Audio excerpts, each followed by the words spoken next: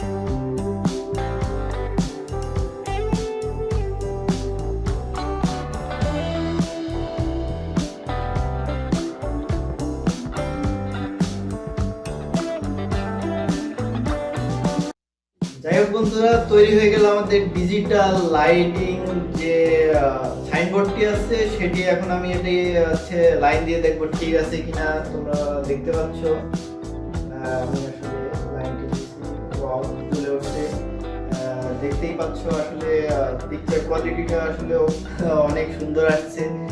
ব্যাকগ্রাউন্ডের যে লাইটটা আছে ওইটাও অনেক সুন্দর জ্বলছে। যাই হোক বন্ধুরা, আমার ভিডিওটি যদি তোমাদের ভালো লাগে অবশ্যই আমার চ্যানেলটি সাবস্ক্রাইব করতে ভুলবা না, লাইক করবা, কমেন্ট করবা এবং আমার ভিডিওটি শেয়ার করবা। আর পরবর্তীতে এই ধরনের ভিডিও পেতে আমার চ্যানেলটি সাবস্ক্রাইব করে অবশ্যই আমার